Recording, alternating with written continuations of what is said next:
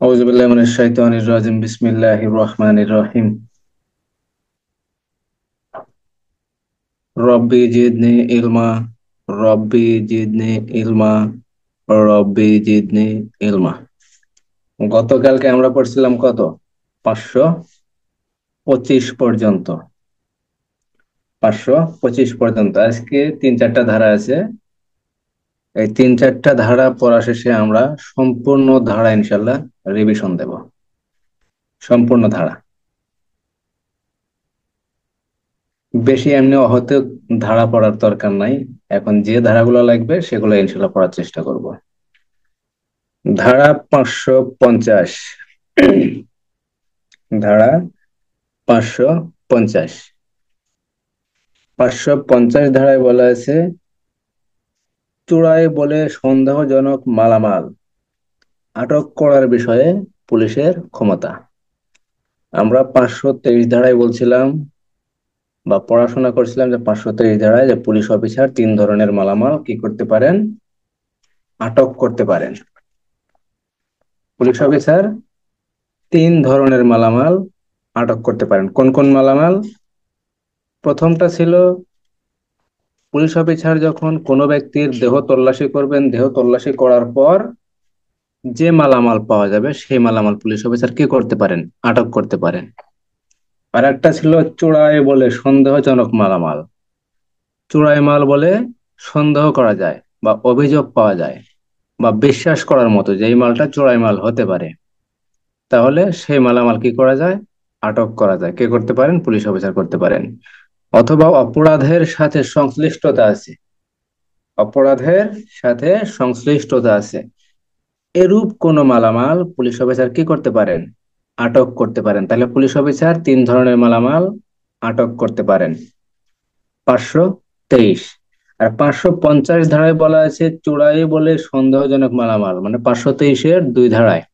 523-এর যে 3টা মালামাল আছে, 3টা মালামালের যে দ্বিতীয় মালামালটা, যে চোরাই বলে সন্দেহযুক্ত বা চোরাই বলে সন্দেহ করা যায়, এরূপ মালামাল কি করা যায়? পুলিশ অফিসার আটক করতে পারেন। ঠিক 550-এ একটা কথাই বলা আছে, চোরাই বলে সন্দেহজনক মালামাল আটক করার বিষয়ে পুলিশের ক্ষমতা। কোন পুলিশ অফিসার চোরাই বলে সন্দেহযুক্ত বা কথিত বা যুক্তিসঙ্গত যদি কারণ থাকে মনে করার মতো, বা পুলিশ অফিসার যদি মনে করেন যে কোনো অপরাধ সংগঠনের সন্দেহযুক্ত পরিস্থিতিতে কোনো প্রাপ্ত কোনো মালামাল, তাহলে সেই মালামাল পুলিশ অফিসার কি করতে পারেন? আটক করতে পারেন। 550। এরূপ মালামাল যদি থানার ভারপ্রাপ্ত কর্মকর্তা ব্যতীত অন্য কোনো পুলিশ অফিসার বা থানার ভারপ্রাপ্ত কর্মকর্তার অধস্তন কোনো অফিসার যদি এরূপ মালামাল আটক করেন, সঙ্গে সঙ্গে তিনি থানার ভারপ্রাপ্ত কর্মকর্তাকে এই মালামাল আটক বা সিজ করার বিষয়ে জানাবেন। কাকে জানাবেন? থানার ভারপ্রাপ্ত কর্মকর্তাকে জানাবেন। কে জানাবেন? থানার ভারপ্রাপ্ত কর্মকর্তার অধস্তন, অর্থাৎ সাব ইন্সপেক্টর, এএসআই, কনস্টেবল, এরা যদি কোনো মালামাল চোরাই বলে সন্দেহযুক্ত কোনো মালামাল যদি আটক করেন বা সিজ করেন, তাহলে সিজ করার পর তিনি সঙ্গে সঙ্গে কাকে অবহিত করবেন? থানার ভারপ্রাপ্ত কর্মকর্তাকে এই মালামাল আটকের বিষয়ে অবহিত করবেন। ধারা 550। ধারা 550। আর 523 ধারায় আমরা পড়ছিলাম, যদি কোনো মালামাল আটক করা হয় কোনো ব্যক্তির দেহ তল্লাশি করে বা চোরাই বলে সন্দেহযুক্ত কোনো মালামাল অথবা অপরাধ সংশ্লিষ্ট কোনো মালামাল যদি পুলিশ অফিসার আটক করেন, তাহলে সঙ্গে সঙ্গে তিনি কি করবেন? ম্যাজিস্ট্রেটকে অবহিত করবেন। ধারা 523। আর 550-এ বলা হয়েছে, যদি কোনো পুলিশ অফিসার চোরাই মাল বলে সন্দেহযুক্ত এরূপ কোনো মালামাল আটক করেন, আর এই অফিসার যদি থানার ভারপ্রাপ্ত কর্মকর্তার নিচে অর্থাৎ ওসি স্যারের নিচে যদি অন্য কোনো অফিসার যদি এই মালামাল আটক করেন, তিনি কি করবেন? আটকের বিষয়ে থানার ভারপ্রাপ্ত কর্মকর্তাকে সঙ্গে সঙ্গে অবহিত করবেন বা বিষয়টি জানাবেন। 550। ধারা 551। ধারা 551, ঊর্ধ্বতন পুলিশ অফিসারগণের ক্ষমতা। ঊর্ধ্বতন পুলিশ অফিসারগণের ক্ষমতা। থানার ভারপ্রাপ্ত কর্মকর্তা তার থানা এলাকার মধ্যে যে সমস্ত ক্ষমতা প্রয়োগ করতে পারেন, থানার ভারপ্রাপ্ত কর্মকর্তা অর্থাৎ ওসি, একজন ওসি তার থানা এলাকায় যে সকল ক্ষমতা প্রয়োগ করতে পারেন, তার ঊর্ধ্বতন অফিসারগণ, থানার ভারপ্রাপ্ত কর্মকর্তার ঊর্ধ্বতন অফিসারগণ তাদের নিজ নিজ এলাকায়, তারা যে এলাকায় কর্মরত বা যে এলাকার জন্য নিযুক্ত, তাদের নিজ নিজ এলাকায় সেই সকল ক্ষমতা প্রয়োগ করতে পারবেন। অর্থাৎ একজন এসপি ওসির দায়িত্বে থাকতে পারবেন। ধারা 551। ধারা 551। ধারা 500-তে বলা হয়েছে চোরাই বলে সন্দেহযুক্ত মালামাল সিজ বা আটক করার ক্ষমতা। কার ক্ষমতা? পুলিশের ক্ষমতা। ধারা 551-তে বলা হয়েছে ঊর্ধ্বতন অফিসার থানার ভারপ্রাপ্ত কর্মকর্তার ক্ষমতা প্রয়োগ করতে পারবেন। অর্থাৎ থানা এলাকায় থানার ভারপ্রাপ্ত কর্মকর্তা যে সকল ক্ষমতা প্রয়োগ করতে পারেন, একজন সার্কেল এএসপি সেই সকল ক্ষমতা প্রয়োগ করতে পারবেন। আবার দেখা যায় একজন অ্যাডিশনাল এসপি তার এলাকায়, তার যে এলাকা ভাগ করে দেওয়া আছে সেই এলাকায় কি করতে পারেন? তিনি ক্ষমতা প্রয়োগ করতে পারেন। কার ক্ষমতা প্রয়োগ করতে পারেন? একজন ওসির ক্ষমতা প্রয়োগ করতে পারেন। ধারা 551। ঠিক সেম একজন এসপিও ওসির ক্ষমতা কি করতে পারেন? প্রয়োগ করতে পারেন। তার সমগ্র এলাকার, তার যে জেলা থাকবে, যে জেলার অফিসার হিসেবে তিনি নিযুক্ত থাকবেন, সেই জেলায় তিনি সকল ধরনের ক্ষমতা কি করতে পারেন? প্রয়োগ করতে পারেন। ধারা 551। তাহলে একজন এসপি ওসির ক্ষমতা প্রয়োগ করতে পারেন ফৌজদারি কার্যবিধি আইনের ধারা 551। ধারা 550 চোরাই বলে সন্দেহযুক্ত মালামাল বা চোরাই বলে সন্দেহযুক্ত এরূপ মালামাল থানার ভারপ্রাপ্ত কর্মকর্তার অধস্তন কোনো কর্মকর্তা যদি আটক করেন বা সিজ করেন, তাহলে তিনি এই আটক বা সিজ করা সম্পর্কে থানার ভারপ্রাপ্ত কর্মকর্তাকে অবহিত করবেন বা জানাবেন। ধারা 550। ধারা 551। থানার ভারপ্রাপ্ত কর্মকর্তা তার নিজ এলাকায় যে সকল ক্ষমতা প্রয়োগ করতে পারেন, তার ঊর্ধ্বতন অফিসার তার এখতিয়ারধীন এলাকায় সেই সকল ক্ষমতা, অর্থাৎ থানার ভারপ্রাপ্ত ক্ষমতার কর্মকর্তার সকল প্রকার ক্ষমতা প্রয়োগ করতে পারেন। ঠিক সেম একজন এএসপি অথবা একজন এসবি একজন থানার ভারপ্রাপ্ত কর্মকর্তার সকল প্রকার ক্ষমতা প্রয়োগ করতে পারেন। ধারা 551। ধারা 561। ধারা 561। ধারা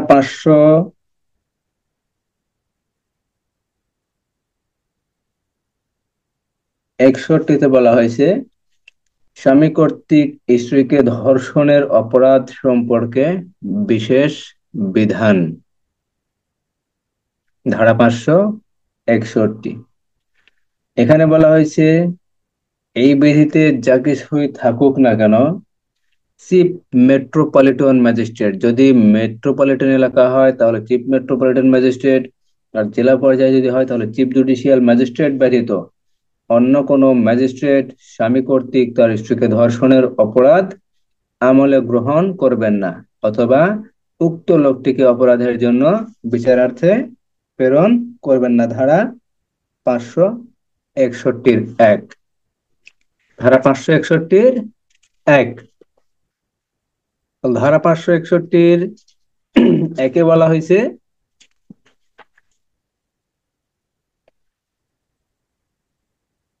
জেলা ম্যাজিস্ট্রেট, যদি জেলা হয় তাহলে জেলা ম্যাজিস্ট্রেট, অথবা মেট্রোপলিটন এলাকা যদি হয় তাহলে চিফ মেট্রোপলিটন ম্যাজিস্ট্রেট ব্যতীত অন্য কোনো ম্যাজিস্ট্রেট নারী ধর্ষণের অপরাধ আমলে গ্রহণ করবেন না, যদি উক্ত অপরাধটি তার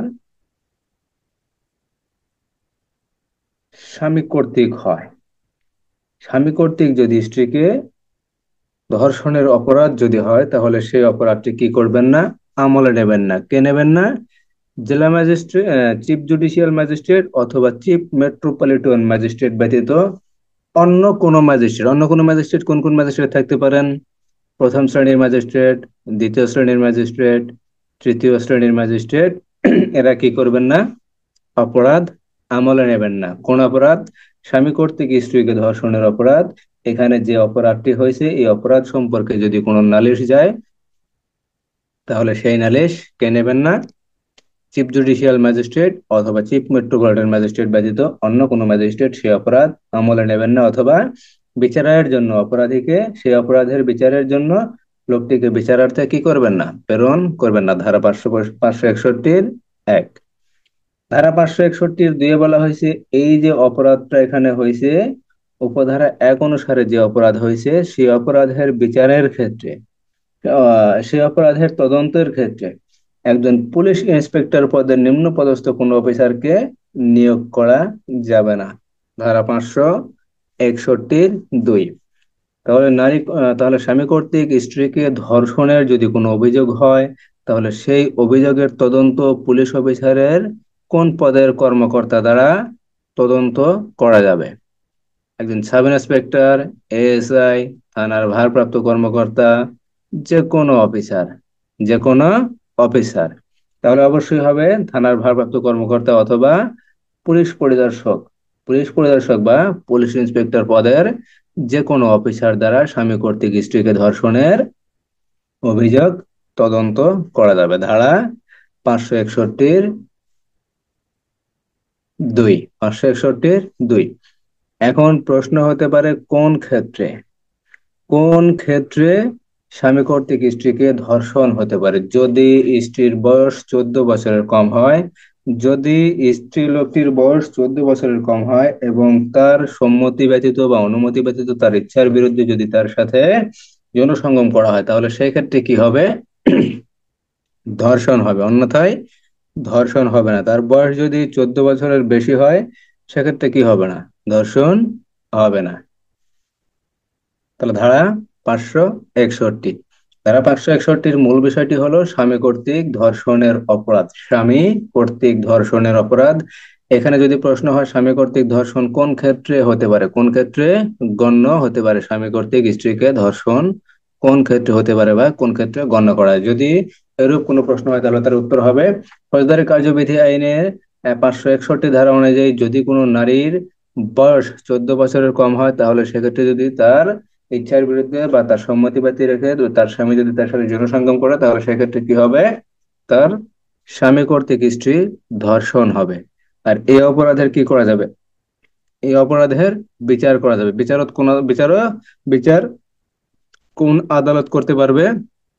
যদি মহানগর এলাকা হয় তাহলে চিফ মেট্রোপলিটন ম্যাজিস্ট্রেট, যদি জেলা পর্যায়ে হয় তাহলে চিফ জুডিশিয়াল ম্যাজিস্ট্রেট। এই ম্যাজিস্ট্রেট ব্যতীত অধস্তন কোনো ম্যাজিস্ট্রেট বা অন্য কোনো ম্যাজিস্ট্রেট অপরাধ আমলে নিতে পারবেন না এবং বিচারার্থে অপরাধীকে প্রেরণ করতে পারবেন না।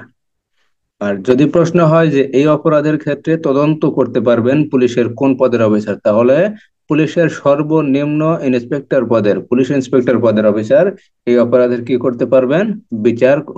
এই অপরাধের তদন্ত করতে পারবেন। ধারা 561 ধারা 561 তাহলে ধারা 550 বলা হয়েছে যদি চোরাই মাল বলে সন্দেহ করা হয় বা চোরাই মাল বলে যদি বিশ্বাস করার মতো কারণ থাকে, বা যদি মালামাল যদি চোরাই মাল হয়, তাহলে সেই মালামাল পুলিশের যে কোনো অফিসার কি করতে পারেন? আটক করতে পারেন। এবং সেই আটক যদি পুলিশ ইন্সপেক্টর অর্থাৎ থানার ভারপ্রাপ্ত কর্মকর্তার অধস্তন কোনো অফিসার দ্বারা যদি সেই চোরাই মাল আটক করা হয় বা সিজ করা হয়, তাহলে সঙ্গে সঙ্গে থানার ভারপ্রাপ্ত কর্মকর্তাকে সেই আটক সম্পর্কে জানাইতে হবে। ধারা 550 ধারা 551 বলা হয়েছে ঊর্ধ্বতন অফিসার থানার ভারপ্রাপ্ত কর্মকর্তার ক্ষমতা প্রয়োগ করতে পারবেন।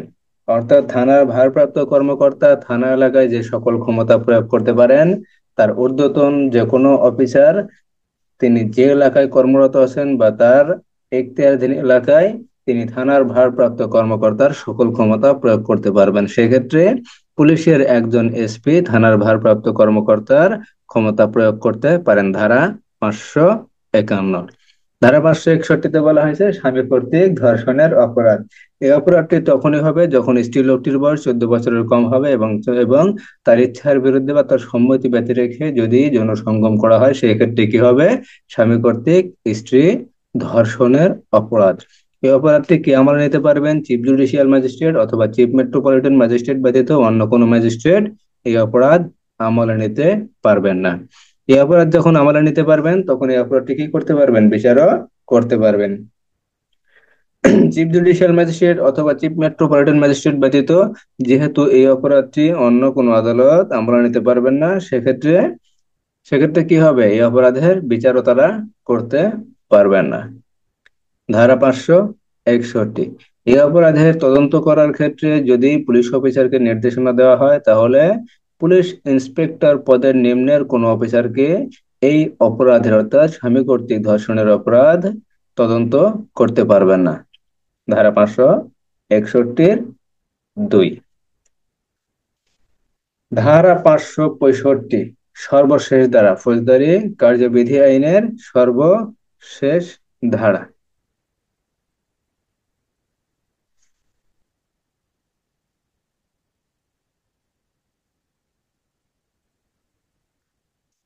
565-র ধারায় বলা হয়েছে, পূর্বে দণ্ডিত অপরাধীর ঠিকানা অবগত করার নির্দেশ। 565, অর্থাৎ 565-র মূল বিষয়টি হলো পূর্বে দণ্ডিত অপরাধকারীদের ঠিকানা অবগত করার নির্দেশ, অর্থাৎ পিসিপিআর। যদি কোনো ব্যক্তি বারবার অপরাধ করে, তাহলে সেই ব্যক্তির সবসময় থানা ফাঁড়িতে কি করা হয়, সেই ব্যক্তিকে নজরদারিতে রাখা হয়। সেই ব্যক্তি কোথায় যায়, কি করে, কোথায় কি করে না করে, এই সকল বিষয়ে কি করতে হয়, থানার অফিসারকে জানাইতে হয়। ধারা 565, ধারা 565-এর বলা হয়েছে, কোনো ব্যক্তি বাংলাদেশের কোনো আদালত কর্তৃক কোনো ব্যক্তি বাংলাদেশের কোনো আদালত কর্তৃক দণ্ডবিধির কিছু অপরাধ দণ্ডবিধির কিছু অপরাধ যদি সে করে, বা কিছু অপরাধের ভিতরে যদি কোনো অপরাধ সে করে, অর্থাৎ 215 ধারা, দণ্ডবিধির 215 ধারা, 489 ক ধারা, 489 খ, 489 গ বা 489 ঘ ধারা, অথবা দণ্ডবিধির 12 বা 17 অধ্যায় অনুসারে 3 বছর বা ততোধিক সময়ের জন্য সশ্রম বা বিনাশ্রম কারাদণ্ডে দণ্ডনীয় অপরাধের জন্য দণ্ডিত হবার পর, অর্থাৎ কোনো ব্যক্তি যদি এমন কোনো অপরাধ করে, যে অপরাধটা দণ্ডবিধি আইনের 215 ধারা বা 489 ক, খ, গ, ঘ ধারা এবং 12 ও 17তম অধ্যায় অনুসারে এমন কোনো অপরাধ করে, যে অপরাধের জন্য ওই ব্যক্তিকে 3 বছর বা ততোধিক সময়ের জন্য সশ্রম বা বিনাশ্রম কারাদণ্ডে দণ্ডনীয় করা হয়েছে, এবং সেই ব্যক্তি যদি পুনরায় পুনরায় হাইকোর্ট বিভাগ, দায়রা আদালত বা মেট্রোপলিটন ম্যাজিস্ট্রেট বা প্রথম শ্রেণীর ম্যাজিস্ট্রেট কর্তৃক উক্তরূপ ওই ধারাগুলার 215, 489 ক, খ, গ, 12তম অধ্যায় ও 17তম অধ্যায়ের কোনো অপরাধ যদি পুনরায় করে, তাহলে ম্যাজিস্ট্রেট কি করতে পারেন, ম্যাজিস্ট্রেট যদি উপযুক্ত মনে করেন, ওই ব্যক্তিকে যাবজ্জীবন কারাদণ্ড বা মৃত্যুদণ্ড কি করতে পারেন, যাবজ্জীবন কারাদণ্ড বা কারাদণ্ডে দণ্ডিত করতে পারেন, এবং সেই সাথে আদেশ দিতে পারেন এই দণ্ডের মেয়াদ উত্তীর্ণ হবার তারিখ হতে অনধিক 5 বছর পর্যন্ত, অনধিক 5 বছর, অর্থাৎ 5 বছরের বেশি হবে না, এই সময়ের জন্য তার বাসস্থান বা তার বাসস্থানের পরিবর্তন বা বাসস্থান হতে অনুপস্থিতির বিষয়টি জানাতে হবে কাকে, থানার ভারপ্রাপ্ত কর্মকর্তাকে। অর্থাৎ কোনো ব্যক্তি একবার অপরাধ করার পর যদি 3 বছরের জন্য দণ্ডপ্রাপ্ত হয়, এবং সেই ব্যক্তি যদি পুনরায় আবার ওই অপরাধী যদি করে, তাহলে ম্যাজিস্ট্রেট, কোন ম্যাজিস্ট্রেট, দায়রা আদালত, মেট্রোপলিটন ম্যাজিস্ট্রেট বা হাইকোর্ট বিভাগ অথবা প্রথম শ্রেণীর ম্যাজিস্ট্রেট ওই অপরাধের জন্য ওই ব্যক্তিকে কি করতে পারেন, যাবজ্জীবন কারাদণ্ড প্রদান করতে পারেন।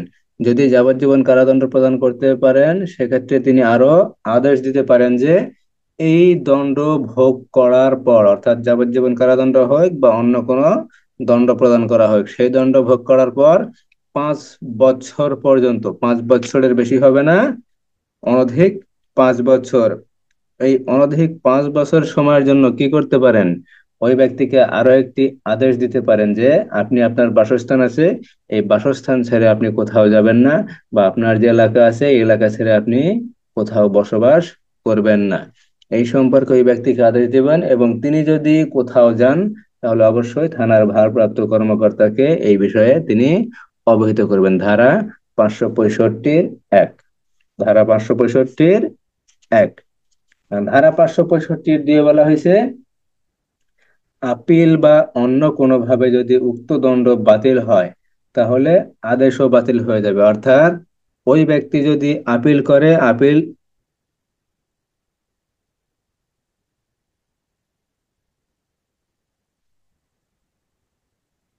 ওই ব্যক্তি যদি আপিল করে, আপিল করার পর যদি ওই দণ্ড বাতিল হয়, অর্থাৎ যাবজ্জীবন কারাদণ্ড হোক বা অন্য কোনো দণ্ড হোক, যে দণ্ডই আদালত প্রদান করবে সেই দণ্ড যদি বাতিল হয়ে যায়, তাহলে যে আদেশ দেওয়া হয়েছিল অনধিক 5 বছরের জন্য, 5 বছরের বেশি হবে না, সেখানে 1 বছর, 2 বছর, 3 বছর, 4 বছরও দেওয়া যেতে পারে।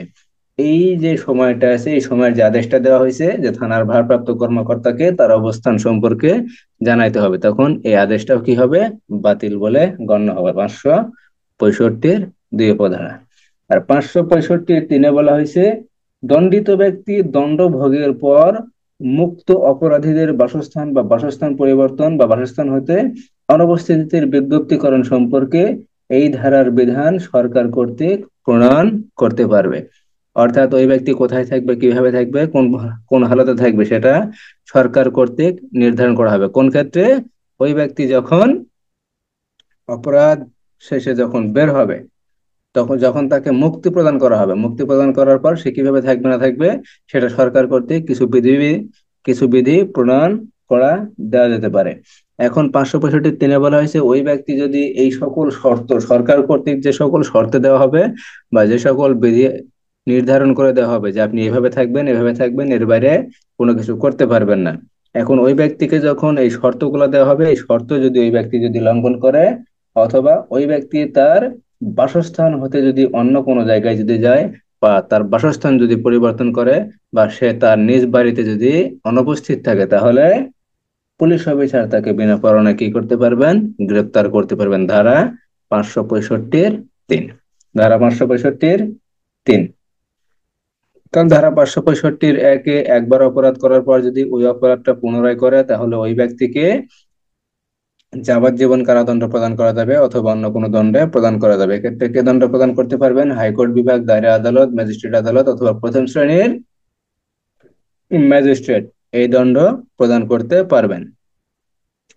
এখন এই দণ্ড ভোগের সাথে সাথে আরেকটি আদেশও ম্যাজিস্ট্রেট দিতে পারেন। সেই আদেশটি হলো যে ওই ব্যক্তি, অপরাধী ব্যক্তি দণ্ড ভোগ শেষে, অর্থাৎ 10 বছর দণ্ড দেওয়া হয় বা 5 বছর দেওয়া হয় বা যাবজ্জীবন কারাদণ্ড দেওয়া হয়, এই দণ্ড ভোগ শেষে যখন তিনি মুক্ত হবেন, মুক্ত হওয়ার পর অনধিক 5 বছর, 5 বছরের বেশি হবে না, 5 বছরের কম দেওয়া যাবে কিন্তু 5 বছরের বেশি হবে না, এই সময়ের জন্য তিনি কি করবেন, তিনি তার যে বাসস্থান আছে সেই বাসস্থান ছেড়ে অন্য কোথাও যাবেন না। যদি যান, সেই বিষয়ে থানার ভারপ্রাপ্ত কর্মকর্তাকে অবশ্যই অবহিত করতে হবে। ধারা 565 ধারা 565 বলা হয়েছে, ওই অপরাধী ব্যক্তি যদি আপিল করেন, আপিল বিভাগে যদি আপিল করেন, আপিল করার পর যদি দণ্ড বাতিল হয়, তাহলে দণ্ড বাতিলের সাথে সাথে আদেশটিও বাতিল হয়ে যাবে। ধারা 565 ধারা 565 ওই অপরাধী ব্যক্তি যখন বাইরে বের হবেন, মুক্ত হবেন, তখন সরকার কর্তৃক কিছু বিধি প্রণয়ন করা যেতে পারে। এই যে মুক্ত হয়, এই মুক্ত হওয়ার পর যে শর্তে মুক্তি দেওয়া হয়, সেই শর্ত যদি ওই ব্যক্তি লঙ্ঘন করেন, তাহলে 565 উপধারা অনুযায়ী ওই সরকার কর্তৃক প্রণীত বা বিধি যে সকল থাকবে বা যে সকল শর্ত থাকবে, সেই শর্ত যদি ওই ব্যক্তি ভঙ্গ করেন, তাহলে পুলিশ অফিসার তাকে পুনরায় বিনা পরোয়ানায় গ্রেপ্তার করতে পারবেন। ধারা 565 এর 565 আর লাগবে না, 565 শুধু 3 পড়লেই হয়। কিন্তু যেহেতু 1, 2 এর সাথে সম্পর্কিত আছে 3 ধারা, সেজন্য 565 1, 2, 3 তিনটাই পড়া হলো। তাহলে ধারা 550 বলা হয়েছে, চোরাই মাল সিজ করা যাবে বা আটক করা যাবে, কোন অফিসার করতে পারবেন, যে কোনো অফিসার করতে পারবেন, তবে থানার ভারপ্রাপ্ত কর্মকর্তা ব্যতীত যদি অন্য কোনো অফিসার যদি এই সিজ করেন বা আটক করেন, তাহলে তিনি অবশ্যই সঙ্গে সঙ্গে থানার ভারপ্রাপ্ত কর্মকর্তাকে অবহিত করবেন। ধারা 551 বলা হয়েছে, থানার ভারপ্রাপ্ত কর্মকর্তার ঊর্ধ্বতন অফিসার থানার ভারপ্রাপ্ত কর্মকর্তার ক্ষমতা প্রয়োগ করতে পারবেন। ধারা 561 বলা হয়েছে, স্বামী কর্তৃক ধর্ষণের অভিযোগ যদি পাওয়া যায়, সেক্ষেত্রে চিফ মেট্রোপলিটন ম্যাজিস্ট্রেট অথবা চিফ জুডিশিয়াল ম্যাজিস্ট্রেট ব্যতীত অন্য কোনো ম্যাজিস্ট্রেট অপরাধ আমলে নেবেন না অথবা অপরাধীকে বিচারার্থে প্রেরণ করবেন না। ধারা 565 ধারা 561 2 বলা হয়েছে, একজন পুলিশ ইন্সপেক্টর ব্যতীত পুলিশ ইন্সপেক্টর পদের নিম্নে নয় এমন কোন অফিসার দ্বারা ওই স্বামী স্বামী কর্তৃক স্ত্রীকে ধর্ষণের অপরাধটি কি করতে হবে, তদন্ত করতে হবে। ধারা 561-2। 565 যাকে বলা হয়েছে, যদি কোনো ব্যক্তি দণ্ডবিধি আইনের 215, 489 ক, খ, গ, ঘ এবং 12 এবং 17তম অধ্যায়ের কোনো অপরাধ করার পর 3 বছর বা তার অধিক কোনো সময়ের জন্য দণ্ডনীয় হন বা দণ্ডিত হন, এবং পুনরায় সেই ব্যক্তি যদি ওই একই ধরনের অপরাধ করেন, তাহলে হাইকোর্ট বিভাগ, দায়রা আদালত, মেট্রোপলিটন ম্যাজিস্ট্রেট আদালত অথবা প্রথম শ্রেণীর আদালত কি করতে পারবেন, ওই অপরাধী ব্যক্তিকে পরবর্তী সময়ের জন্য পরবর্তী অপরাধের জন্য যাবজ্জীবন কারাদণ্ড প্রদান করতে পারবেন বা অন্য কোনো দণ্ডে দণ্ডিত করতে পারবেন। সেই সাথে আরো আদেশ দিতে পারবেন, অনধিক 5 বছরের জন্য ওই ব্যক্তি তার বাসস্থান পরিবর্তন করবে না অথবা তার বাসস্থানে অনুপস্থিত থাকবে না। ধারা 565-1।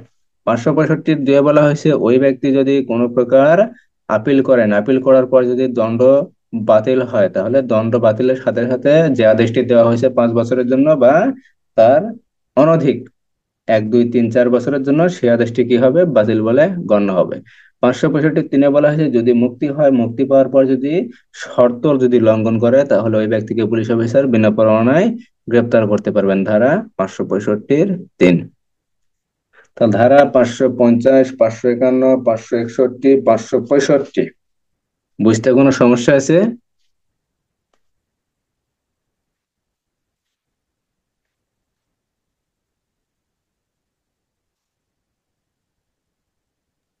সমস্যা নয় স্যার, বুঝতে পারছি। সমস্যা নাই। তাহলে ফৌজদারি কার্যবিধি আইন আজকের থেকে এখানে শেষ। ফৌজদারি কার্যবিধি আইন আজ থেকে ইনশাল্লাহ এখানেই শেষ।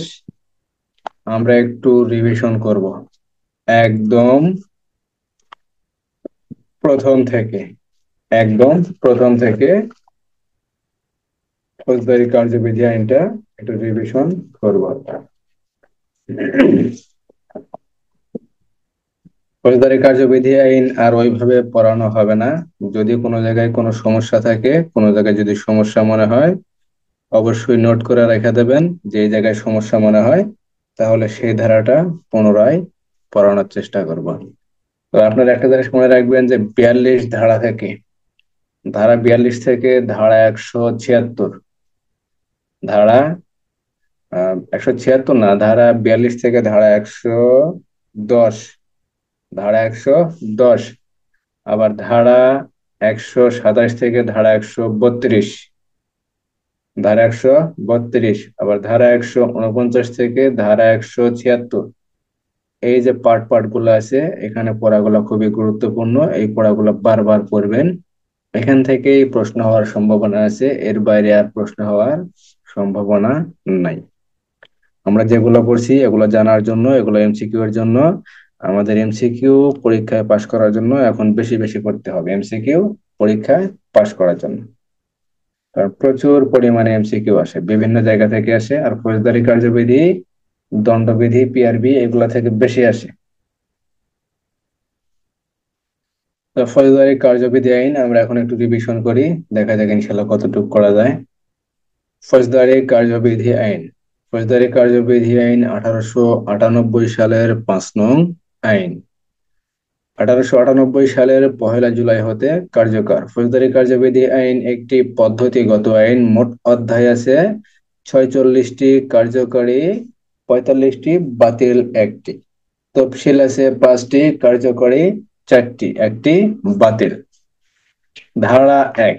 ধারা 1-এ বলা হয়েছে সংক্ষিপ্ত শিরোনাম ও কার্যকারিতার সীমা বা কার্যকারিতা কোথায় হবে।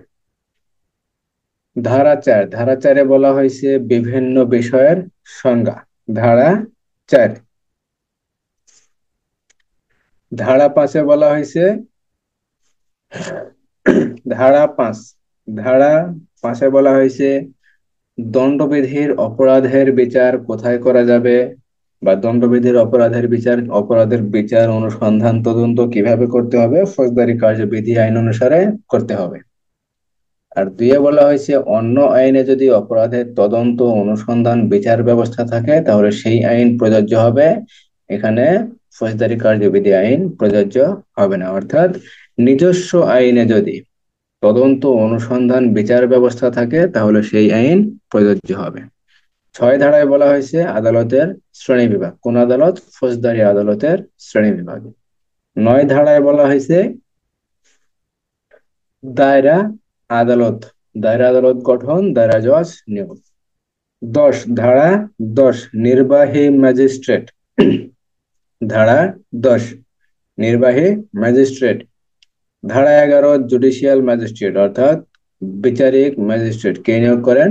রাষ্ট্রপতি নিয়োগ করেন।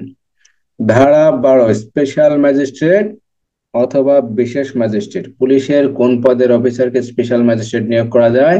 SP to apart. SP to apart যে কোনো অফিসারকে স্পেশাল ম্যাজিস্ট্রেট নিয়োগ করা যায়। যদি পুলিশ অফিসারকে স্পেশাল ম্যাজিস্ট্রেট নিয়োগ করা হয় তাহলে তিনি কি কার্যকলাপ সম্পন্ন করেন? তিনি অপরাধের প্রতিরোধ করেন, অপরাধীদের অনুসন্ধান করেন, গ্রেপ্তার করেন, আটক করেন, অপরাধীদের বিচারার্থে আদালতে প্রেরণ করেন, অথবা বর্তমানে অন্য কোনো আইনে যদি কোনো নির্দেশনা থাকে তাহলে সেই নির্দেশনা অনুযায়ী তিনি তার দায়িত্ব পালন করেন। ধারা 12 ফৌজদারি কার্যবিধি আইনের ধারা 12, পুলিশ আইনের 5, পিআরবি 35 বিধি। ধারা 22 মফস্বল এলাকার জন্য জাস্টিস অব দি পিস। মফস্বল এলাকার জন্য জাস্টিস অব দি পিস। ধারা 25 বলা হয়েছে পদাধিকার বলে জাস্টিস অব দি পিস। কোন কোন অফিসার কোন পদাধিকার বলে justice of the piece? Supreme কোর্টের বিচারকগণ। কোন কোর্ট? সুপ্রিম কোর্ট, সর্বোচ্চ কোর্ট। সুপ্রিম কোর্টের বিচারকগণ কি থাকবেন? পদাধিকার বলে সমগ্র এলাকার জন্য, সমগ্র বাংলাদেশের জন্য জাস্টিস অব দি পিস। ধারা 28 বলা হয়েছে দণ্ডবিধির অপরাধের বিচার কোন কোন আদালতে হবে? হাইকোর্টে হবে, দায়রা আদালতে হবে, সরকার কর্তৃক ক্ষমতাপ্রাপ্ত যে কোনো আদালতে হবে, অথবা অত্র আইনের 2য় তফসিলের 8 নং কলামে বর্ণিত যে কোনো 8 নং কলামে বর্ণিত আদালতে বিচার ব্যবস্থা হবে। ধারা 28। ধারা 29 খতে বলা হয়েছে কিশোর অপরাধের বিচার। কিশোর অপরাধের বিচার কে করতে পারবেন? মুখ্য মহানগর ম্যাজিস্ট্রেট, মুখ্য বিচারিক ম্যাজিস্ট্রেট, অথবা সরকার কর্তৃক ক্ষমতাপ্রাপ্ত অপর কোন ম্যাজিস্ট্রেট। ধারা 31 বলা হয়েছে হাইকোর্ট বিভাগ বা দায়রা বিভাগ যে দণ্ড প্রদান করতে পারেন। হাইকোর্ট বিভাগ যে কোনো দণ্ড প্রদান করতে পারেন, দায়রা বিভাগও যে কোনো দণ্ড প্রদান করতে পারেন, মৃত্যুদণ্ড প্রদান করতে পারেন, কিন্তু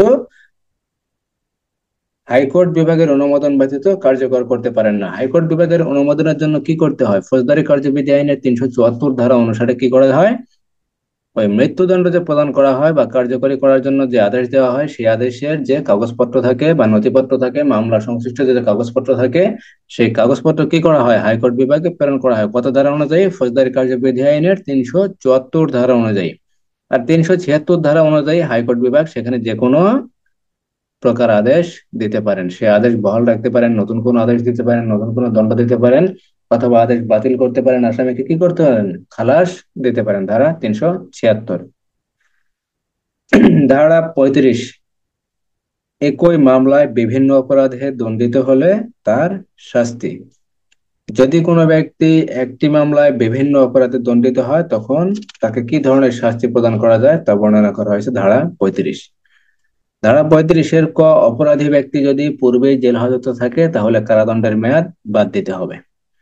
ধারা 42 জনগণ সাহায্য করতে বাধ্য। কোন ক্ষেত্রে সাহায্য করতে বাধ্য আর কোন ক্ষেত্রে সাহায্য করতে বাধ্য নয়? জনগণ দুটি ক্ষেত্রে সাহায্য করতে বাধ্য। ধারা 42 ক কোনো অপরাধীকে গ্রেপ্তার, পলায়ন রোধের জন্য গ্রেপ্তার, যদি হেফাজত হতে পলাইতে চায় তাহলে সেক্ষেত্রে গ্রেপ্তার, পলায়ন রোধের জন্য গ্রেপ্তার করতে জনগণের যদি সাহায্য দাবি করে তাহলে জনগণ সাহায্য করতে বাধ্য। শান্তিভঙ্গের যদি কোথাও আশঙ্কা থাকে বা কোথাও যদি শান্তিভঙ্গ হয় সেক্ষেত্রে, অথবা সরকারি সম্পত্তি ক্ষতির হাত থেকে যদি জনগণের সাহায্য চায় তাহলে জনগণ সাহায্য করতে বাধ্য। জনগণ কোন কোন ক্ষেত্রে সাহায্য করতে বাধ্য নয়? ফেরারি আসামির নাম ঠিকানা খুঁজে দিতে অথবা মামলার সাক্ষী সংগ্রহ করে দিতে জনগণ বাধ্য নয়। ধারা 43 জনগণ জনগণকে সাহায্য করতে বাধ্য, অথবা পুলিশ অফিসার ব্যতীত অন্য কোনো ব্যক্তিকে সাহায্য করতে বাধ্য। কোন ক্ষেত্রে সাহায্য করতে বাধ্য? যদি পরোয়ানা তামিলের ক্ষেত্রে সাহায্য দাবি করে তাহলে জনগণ সাহায্য করতে বাধ্য। ধারা 44, ধারা 45 জনগণ অথবা কতিপয় ব্যক্তি কতিপয় অপরাধ সম্পর্কে পুলিশ অফিসার এবং ম্যাজিস্ট্রেটকে সংবাদ দিতে বাধ্য। ধারা 45-এর দিয়ে বলা হয়েছে গ্রাম বলতে গ্রামের জমিও বোঝায়, গ্রাম বলতে গ্রামের জমিও বোঝায়। ধারা 46 গ্রেপ্তার, গ্রেপ্তারের পদ্ধতি তিনটি: কথা বা কার্য দ্বারা গ্রেপ্তার করতে হবে, তা না হলে দেহ স্পর্শ করে সকল প্রকার কৌশল অবলম্বন করে গ্রেপ্তার করতে হবে। মৃত্যুদণ্ড যদি না হয় বা যাবজ্জীবন কারাদণ্ড যদি না হয় তাহলে গ্রেপ্তার কালে মৃত্যু ঘটানো যাবে না। ধারা 46 পিআরবি 316 বিধি। ধারা 47 আবদ্ধ স্থানে বাড়ির মালিকের অনুমতি নিয়ে অথবা দায়িত্বপ্রাপ্ত ব্যক্তির অনুমতি নিয়ে অথবা বসবাসকারী ব্যক্তির অনুমতি নিয়ে কি করতে হবে? প্রবেশ করতে হবে এবং তল্লাশি করে অপরাধী ব্যক্তিকে গ্রেপ্তার করতে হবে। 48 ধারায় বলা হয়েছে যদি প্রবেশের অনুমতি পাওয়া না যায় তাহলে দরজা জানালা ভেঙে প্রবেশ করে সেখানে গ্রেপ্তার করতে হবে। কিন্তু ওই আবদ্ধ স্থানে বা কক্ষে যদি কোনো পরহেজগার নারী থাকে তাহলে তাকে অবাধে সরিয়ে যেতে বলতে হবে অথবা তাকে অন্য কোনো কক্ষে বা রুমে সরিয়ে দিতে হবে। তারপর সেখানে প্রবেশ করে গ্রেপ্তার কার্যক্রম সম্পন্ন করতে হবে। ধারা 48। ধারা 49-এ বলা হয়েছে দরজা জানালা ভেঙে বাহির হওয়া যাবে কোন ক্ষেত্রে? অপরাধী ব্যক্তিকে গ্রেপ্তার করার পর যদি আবদ্ধ স্থানে বা কক্ষে যদি আটকা পড়েন তাহলে সেই গ্রেপ্তার কার্যক্রম সম্পন্ন করার জন্য দরজা জানালা ভেঙে বাহির হওয়া যাবে। ধারা 49। ধারা 50-এ বলা হয়েছে প্রয়োজনের অতিরিক্ত বল প্রয়োগ করা যাবে না, অর্থাৎ কোনো পুলিশ অফিসার অপরাধীকে গ্রেপ্তার করার পর তিনি প্রয়োজনের অতিরিক্ত বল প্রয়োগ করতে পারবেন না। ধারা 50। ধারা 51-তে বলা হয়েছে আটক ব্যক্তির দেহ তল্লাশি। ধারা 52-তে বলা হয়েছে মহিলার দেহ তল্লাশি। পিআরবি 322, 328-এর গবিধি। পুরুষের ক্ষেত্রে শুধু ফৌজদারি কার্যবিধি আইনের 51 ধারা, পিআরবি 322 বিধি। ধারা 53-তে বলা হয়েছে আপত্তিকর অস্ত্রশস্ত্র যদি পাওয়া যায় তাহলে তা আটক করা যাবে অথবা হেফাজতে নেওয়া যাবে। ধারা 54 একে বলা হয়েছে পুলিশ অফিসার যে সকল ক্ষেত্রে বিনা পরোয়ানায় গ্রেপ্তার করতে পারেন। এখানে যে কোনো পুলিশ অফিসার কনস্টেবল থেকে শুরু করে আপর যে কোনো অফিসার এই গ্রেপ্তার কার্যক্রম সম্পূর্ণ করতে পারে। পিআরবি 316 বিধি। 54 উপধারা আর 9টা হলো কোটেশন। 9টা কোটেশন, প্রথম, দ্বিতীয়, তৃতীয়, নবম, এই 9টা কোটেশন। ধারা 55-1 থানার ভারপ্রাপ্ত কর্মকর্তা তার থানা এলাকায় যে ক্ষেত্রে যে অপরাধীকে বিনা পরোয়ানায় গ্রেপ্তার করতে পারেন। কয় ধরনের অপরাধীকে? 3 ধরনের অপরাধীকে: যে ব্যক্তি আমলযোগ্য অপরাধ করার জন্য আত্মগোপন করে, যার প্রকাশ্য কোনো জীবিকা নির্বাহ নাই বা যে নিজের সম্পর্কে সন্তোষজনক কোনো জবাব দিতে পারে না। আর তৃতীয় নাম্বার হলো যারা অভ্যাসগত অপরাধী, যাদের অভ্যাসই অপরাধ করা, এই সকল ব্যক্তিকে থানার ভারপ্রাপ্ত কর্মকর্তা থানা এলাকায় বিনা পরোয়ানায় গ্রেপ্তার করতে পারেন। ধারা 55-1। ধারা 56-1, ধারা 54-1, ধারা 55-1, ধারা 56-1 পুলিশ অফিসার অধস্তন কর্মচারীকে বিনা পরোয়ানায় গ্রেপ্তারের জন্য আদেশ দিতে পারেন বা দায়িত্ব দিতে পারেন। এক্ষেত্রে অবশ্যই 4টি বিষয় পালন করতে হবে। কাকে? যে অফিসার গ্রেপ্তার করার জন্য দায়িত্ব দেবেন তাকে। অর্থাৎ থানার ভারপ্রাপ্ত কর্মকর্তা যদি একজন এএসআই কে দায়িত্ব দেন অথবা মামলা তদন্তকারী কর্মকর্তা যদি তার অধস্তন কোনো এএসআই কে কোনো আসামিকে গ্রেপ্তার করার জন্য যদি আদেশ দেন তাহলে তাকে 4টি বিষয় অবলম্বন করতে হবে বা পালন করতে হবে। প্রথম বিষয়টি হলো তিনি একটি লিখিত আদেশ দেবেন। লিখিত আদেশটি অধস্তন অর্থাৎ যাকে নির্দেশ দেবেন তার হাতে দেবেন। আর যাকে গ্রেপ্তার করা হবে তার পূর্ণ বিবরণ থাকতে হবে। কি অপরাধের জন্য বা কি কারণে গ্রেপ্তার করা হবে তা আদেশের মধ্যে অবশ্যই উল্লেখ থাকতে হবে। ধারা 57-1 নাম ঠিকানা জানাইতে অস্বীকৃত ব্যক্তিকে পুলিশ অফিসার বিনা পরোয়ানায় গ্রেপ্তার করতে পারেন, তাকে ছেড়েও দিতে পারেন। ওই ব্যক্তি যদি বাংলাদেশী নাগরিক হয় তাহলে তাকে জামিনদার সহ বা জামিনদার ব্যতীত মুচলেকা সম্পাদনের পর ছেড়ে দেওয়া যায়। আর যদি বিদেশি নাগরিক হয় তাহলে কয়জন? যদি বিদেশি নাগরিক হয় তাহলে এক বা একাধিক বাংলাদেশি নাগরিক হতে হবে। এমন নাগরিক যদি তার জামিনদার হয়, তার মুচলেকার যদি জামিনদার হয় তাহলে সেই ব্যক্তির মুচলেকা গ্রহণ করে এই বিদেশি নাগরিককেও ছেড়ে দেওয়া যায়। ধারা 57-2। ধারা 57-3 বলা হয়েছে যদি 24 ঘন্টার ভিতরে যদি নাম ঠিকানা পাওয়া না যায় সেক্ষেত্রে তাকে বিচারের জন্য আদালতে প্রেরণ করা যায়। ধারা 58 অনুসরণ করে গ্রেপ্তার করা যাবে। ধারা 59 জনসাধারণ কর্তৃক গ্রেপ্তার। জনসাধারণ কর্তৃক গ্রেপ্তার 2টা ক্ষেত্রে সীমাবদ্ধ। একটা হলো অপরাধটি অবশ্যই আমলযোগ্য হতে হবে অথবা জামিনের অযোগ্য হতে হবে। আর একটি বিষয় হলো অপরাধী অবশ্যই সরকার কর্তৃক ঘোষিত অপরাধী হতে হবে।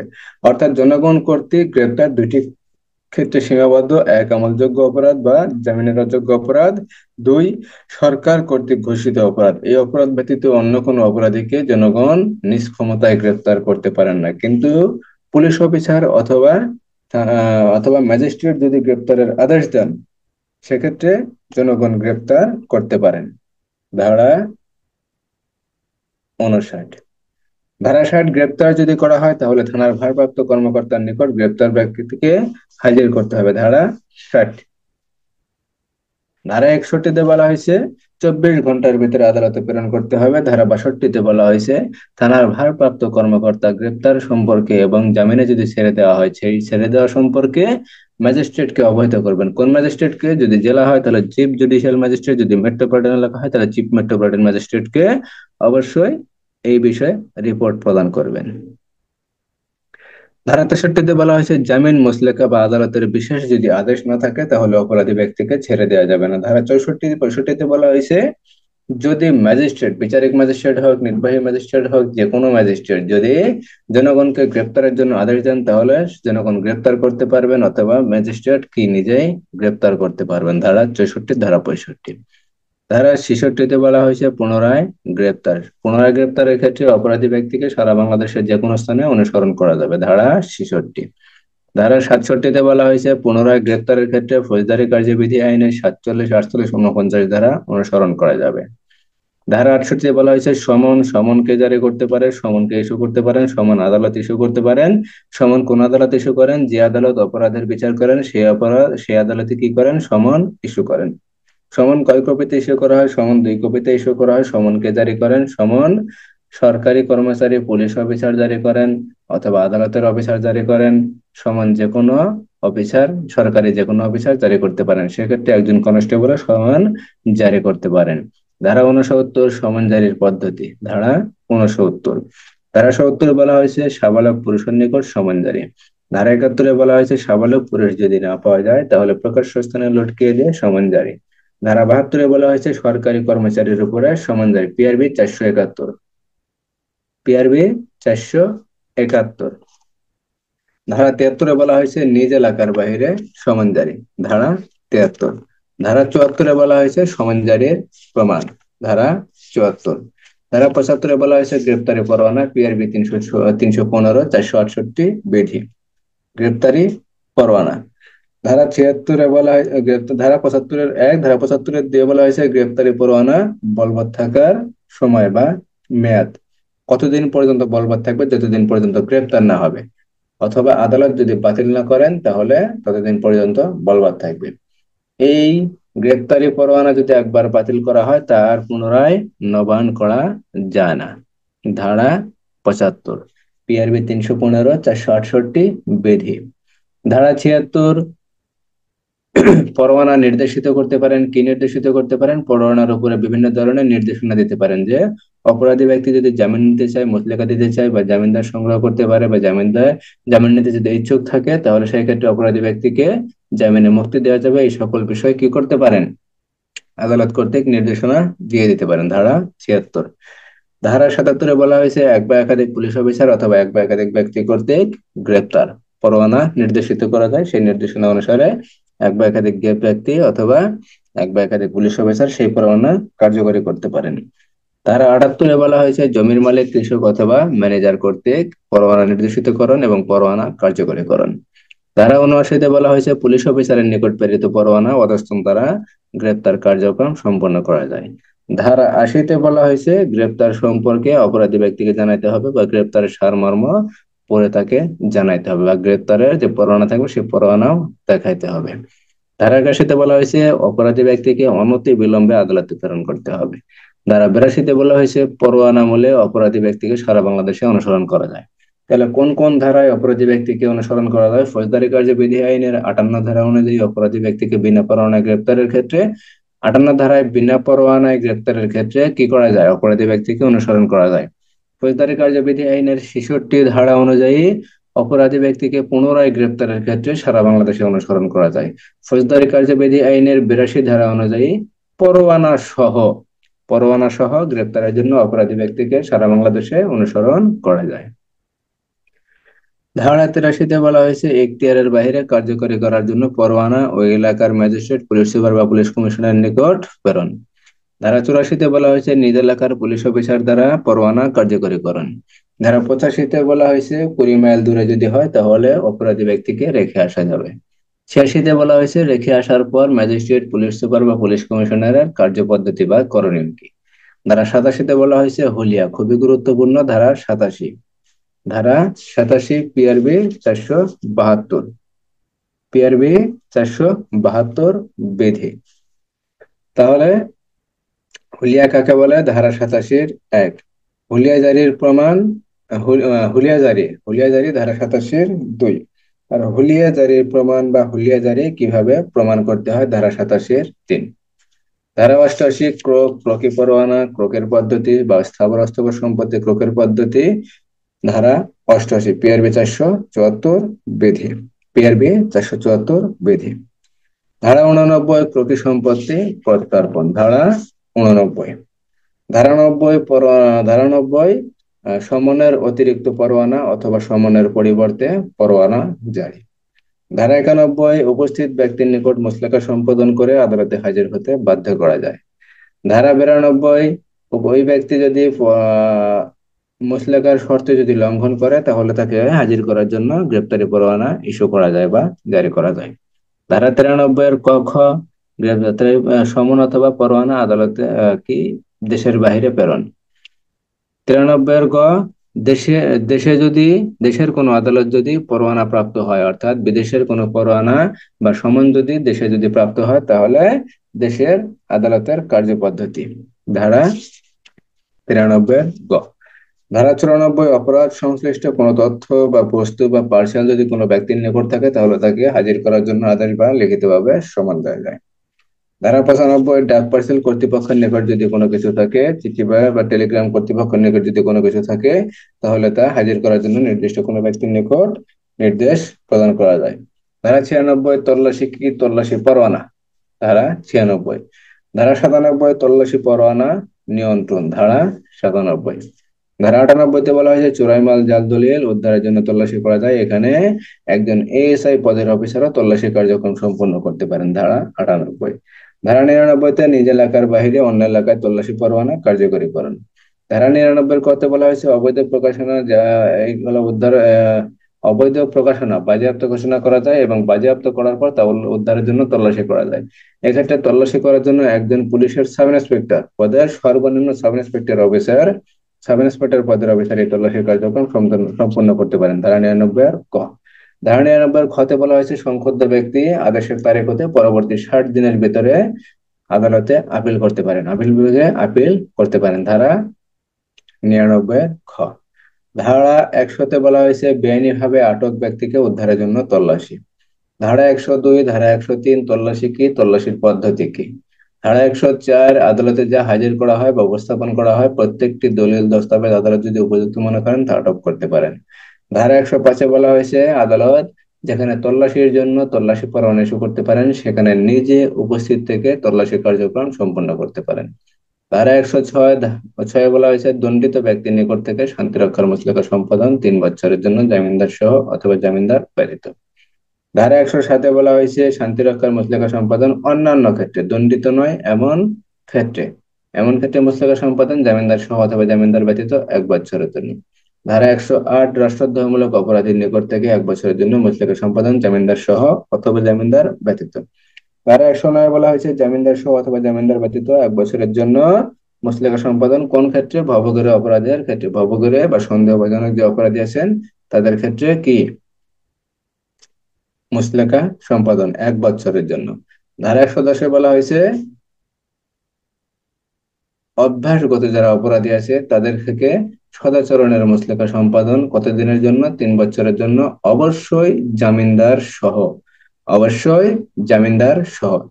ধারা 112-তে বলা হয়েছে আদালতে নোটিশ দিতে হবে। ধারা 113-তে নোটিশটি ওই ব্যক্তি যদি আদালতে হাজির থাকে বা উপস্থিত থাকে তাহলে তাকে পড়ে শোনাতে হবে বা বুঝিয়ে দিতে হবে। ধারা 114-তে বলা হয়েছে যদি উপস্থিত না থাকে তাহলে কি করতে হবে? সমন অথবা পরোয়ানার মাধ্যমে তাকে জানাতে হবে।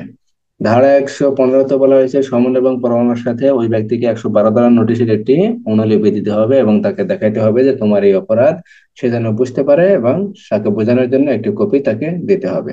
ধারা 116তে বলা হয়েছে ব্যক্তিগতভাবে রেহাই দেওয়া যায়, কিন্তু সদাচরণের অপরাধের ক্ষেত্রে ওই অপরাধীকে ম্যাজিস্ট্রেট ব্যক্তিগতভাবে রেহাই দিতে পারেন।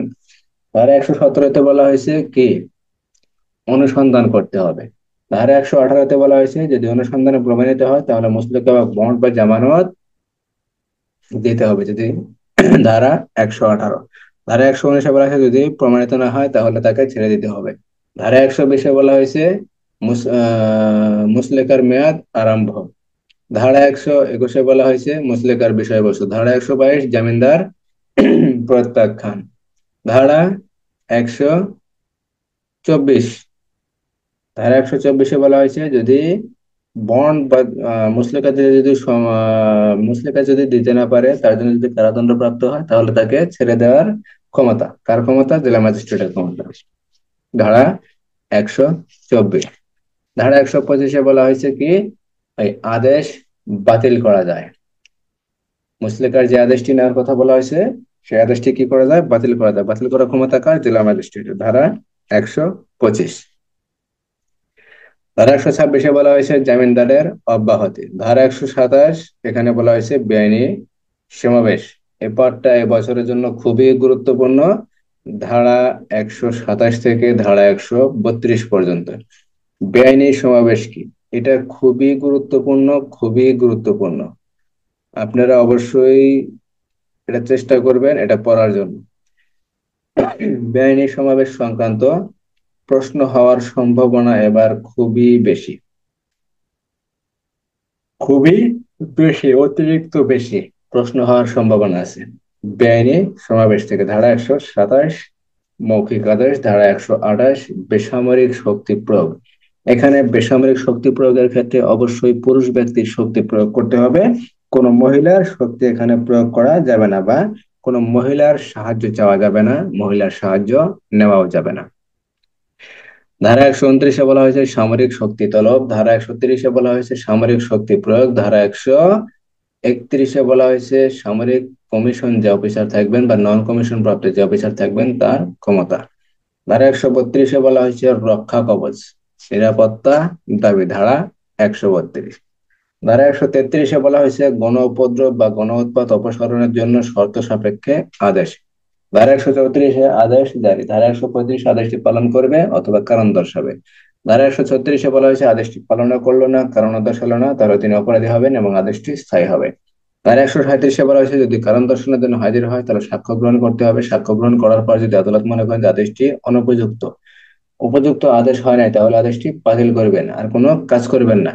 আর যদি মনে হয় যে না আদেশটি যা দেওয়া হয়েছে তা যথাযোগ্য, যথাযুক্ত বা যথোপযুক্ত এবং সঠিক, তাহলে আদেশটি স্থায়ী করতে হবে। ধারা 140 আদেশটি স্থায়ী করার পর কার্যপদ্ধতি। ওই ব্যক্তিকে নোটিশ দিতে হবে। নোটিশ দিয়ে ওই ব্যক্তিকে কাজ করার জন্য বলতে হবে। সে যদি নিজে না কাজ করে তাহলে ম্যাজিস্ট্রেট নিজে কাজ করবেন। আর নিজে কাজ করার ক্ষেত্রে যে ব্যয়ভার হবে সেই ব্যয়ভার মেটানোর জন্য ওই ব্যক্তির অস্থাবর সম্পত্তি ক্রয় করে বিক্রয় নিলামে বিক্রয় করে সে ব্যয়ভার মেটাবেন। এখানে ম্যাজিস্ট্রেট যে সকল কার্যক্রম করবেন সেই সকল কার্যক্রমের বিরুদ্ধে কোনো মামলা দায়ের করা চলবে না। ধারা 140। ধারা 143 বলা হয়েছে গণ উপদ্রব অব্যাহত বা পুনরায় সংগঠন করা যাবে না, পুনরায় করা যাবে না। ধারা 144 জরুরি আদেশ জারি। ধারা 144। ধারা 145 বলা হয়েছে জমি সংক্রান্ত বিরোধের ফলে শান্তিভঙ্গের যদি আশঙ্কা থাকে সেখানে করণীয়। ধারা 146 বলা হয়েছে জমি ওই বিরোধী বস্তু কি করা যাবে? প্রয়োগ করা যাবে। ধারা 147 বলা হয়েছে জমি এবং পানি ব্যবহারের অধিকার নিয়ে যদি কোনো বিরোধ হয় সেক্ষেত্রে করণীয়। ধারা 148 বলা হয়েছে সরেজমিনে অনুসন্ধান। ধারা 149 থেকে ধারা 153 এই পাঠটাও খুবই গুরুত্বপূর্ণ। এখানে 149 থেকে 176 ধারা পর্যন্ত, 149 থেকে 176 ধারা, এর ভিতরে আছে 174, এর ভিতরে আছে 174 ধারা। এই 174 ধারা একাই একটা গুরুত্বপূর্ণ পাঠ। অপমৃত্যু কি, অপমৃত্যু তদন্ত কে করতে পারেন, অপমৃত্যু তদন্ত কিভাবে করা যায়, অপমৃত্যু তদন্তের পদ্ধতি কি। ধারা 174। ধারা 174 অপমৃত্যু। ফৌজদারি কার্যবিধানে ধারা 49, আমলযোগ্য অপরাধ সম্পর্কে জানতে পারলে তা প্রতিহত করতে হবে। ধারা 150, ঊর্ধ্বতন অফিসারকে অবহিত করতে হবে। ধারা 151, জনগণের সাহায্য নিয়ে গ্রেপ্তার করতে হবে। ধারা 152, যদি সরকারি সম্পত্তি বা সরকারি সম্পত্তি ক্ষতির চেষ্টা করে অথবা সরকারি কোনো চিহ্ন বা নৌ চলাচলের জন্য যদি কোনো চিহ্ন বা যদি ক্ষতির চেষ্টা করে তা প্রতিরোধের ব্যবস্থা করতে হবে।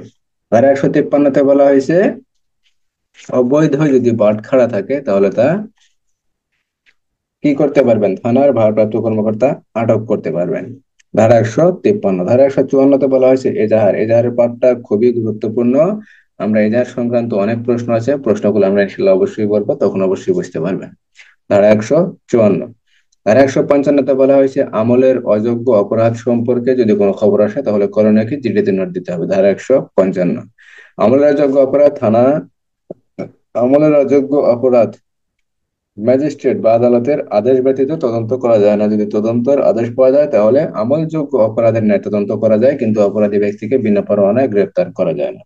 ধারা 157-তে বলা হয়েছে যদি ধারা 156-তে বলা হয়েছে আমলযোগ্য অপরাধের তদন্ত, অর্থাৎ আমলযোগ্য অপরাধের সংবাদ আসলে এজাহার লিপিবদ্ধ করতে হবে। ধারা 154। ধারা 154-তে যখন এজাহার লিপিবদ্ধ করা হবে তখন তার পরবর্তী কার্যক্রম কি, আমলযোগ্য অপরাধ সম্পর্কে তদন্ত করা যাবে। কে তদন্ত করতে পারবেন? থানার ভারপ্রাপ্ত কর্মকর্তা তদন্ত করতে পারবেন, অথবা থানার ভারপ্রাপ্ত কর্মকর্তা যদি অন্য কোনো অফিসারকে তদন্ত করার জন্য নির্দেশ দেন তাহলে নির্দেশপ্রাপ্ত অফিসার আমলযোগ্য অপরাধের তদন্ত করতে পারবেন। ধারা 156।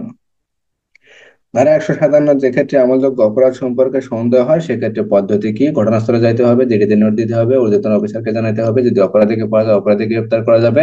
যদি থানার ভারপ্রাপ্ত কর্মকর্তা না যান তাহলে অন্য কোনো অফিসারকে সেখানে পাঠাইতে পারবেন। ধারা 157।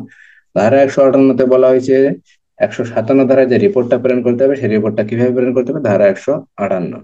ঊর্ধ্বতন অফিসারের কাছে প্রথম রিপোর্ট প্রেরণ করতে হবে। ঊর্ধ্বতন অফিসার যদি কোনো নির্দেশনা দেন বা কোনো ভুল ত্রুটি যদি দেখেন সেই ভুল ত্রুটি নির্দেশনা অনুসরণ করে পরবর্তী সময় কি করতে হবে, ম্যাজিস্ট্রেট বরাবর সেই রিপোর্টটি প্রেরণ করতে হবে। ধারা 158। ধারা 160, সাক্ষ্য গ্রহণের জন্য সাক্ষীকে তলব করা যাবে। ধারা 161, সাক্ষী যদি আসে তাহলে তার সাক্ষী গ্রহণ করা যাবে। ধারা 162, সাক্ষীকে তার বিবৃতি প্রদান করার বা বিবৃতিতে স্বাক্ষর করতে বাধ্য করা যাবে না। ধারা 163-তে বলা হয়েছে ভয়ভীতি প্রলোভন হুমকি দেখানো যাবে না। ধারা 164-তে বলা হয়েছে ফৌজদারি কার্যবিধি আইনের 364 ধারা অনুযায়ী 64 ধারা অনুসরণ করে কি করতে হবে, অপরাধী ব্যক্তি এর স্বীকারোক্তি আদায় করতে হবে, স্বীকারোক্তি লিপিবদ্ধ করতে হবে। ধারা 164। ধারা 165, নিস্তারণ এলাকায় তল্লাশি। ধারা 166, অবর্তন এলাকায় তল্লাশি কার্যক্রম। ধারা 167, হেফাজত বা রিমান্ড। ধারা 168, ঊর্ধ্বতন অফিসারকে অবহিত করতে হবে, কি বিষয়ে, মামলা তদন্ত সম্পর্কে অবহিত করতে হবে। ধারা 169, জামিনযোগ্য অপরাধ যদি হয় তাহলে ছেড়ে দিতে হবে। ধারা 170, জামিনযোগ্য অপরাধ যদি অপরাধের যদি সাক্ষ্য প্রমাণ পাওয়া না যায় তাহলে ছেড়ে দিতে হবে। ধারা 170, যদি সাক্ষ্য প্রমাণ পাওয়া যায় কিন্তু অপরাধটি যদি জামিনযোগ্য হয় সেক্ষেত্রে ছেড়ে দেওয়া যাবে। অপরাধটি যদি জামিনযোগ্য না হয় সেক্ষেত্রে যদি অপরাধী যদি নারী হয়, শিশু হয়, বয়স্ক হয় অথবা অসুস্থ হয় সেক্ষেত্রেও ছেড়ে দেওয়া যাবে। ধারা 170। ধারা 171, বাদী বা ফরিয়াদি এবং সাক্ষীকে হাজির করার দায়িত্ব পুলিশ অফিসারের। ধারা 172-এ বলা হয়েছে কেস ডায়েরি বা সিডি। ধারা 172, কেস ডায়েরি বা সিডি খুবই গুরুত্বপূর্ণ। ধারা 172, তদন্ত সম্বলিত ডায়েরি। ধারা 173, পুলিশ রিপোর্ট। পুলিশ রিপোর্ট কয় প্রকার? দুই প্রকার, চার্জশিট বা অভিযোগপত্র, ফাইনাল রিপোর্ট বা চূড়ান্ত প্রতিবেদন। ফাইনাল রিপোর্ট বা চূড়ান্ত প্রতিবেদন আবার 5 প্রকার। ফৌজদারি কার্যবিধি আইনের ধারা 173। ধারা 174, অপমৃত্যু। অপমৃত্যু কি, অপমৃত্যু কাকে বলে, অপমৃত্যু বলতে কি বোঝায়, অপমৃত্যু তদন্ত কিভাবে করতে হয় বা তদন্ত করার পদ্ধতি কি বা তদন্ত কোন পদের অফিসার করতে পারেন, অথবা একজন এএসআই কি অপমৃত্যু সম্পর্কে তদন্ত করতে পারেন? হ্যাঁ, একজন এএসআই অপমৃত্যু সম্পর্কে তদন্ত করতে পারেন। আপনার প্রশ্নটা এরূপ আসতে পারে, যেহেতু কনস্টেবল থেকে এএসআই হবেন সেক্ষেত্রে প্রশ্ন আসতে পারে একজন এএসআই বা রহিম একজন এএসআই, সে তার থানা এলাকায় বা তার বিট এলাকায় যদি কোনো ব্যক্তি মারা যায় সেই মৃত্যু সম্পর্কে জানার জন্য বা অপমৃত্যু সম্পর্কে জানার জন্য কি তিনি তদন্ত কার্যক্রম সম্পন্ন করতে পারেন? তখন আপনি লিখতে পারেন হ্যাঁ, রহিম একজন বিট অফিসার, তার থানা এলাকায় অপমৃত্যু সম্পর্কে তিনি যে কোনো অপমৃত্যু সম্পর্কে তদন্ত করতে পারেন। ধারা 174।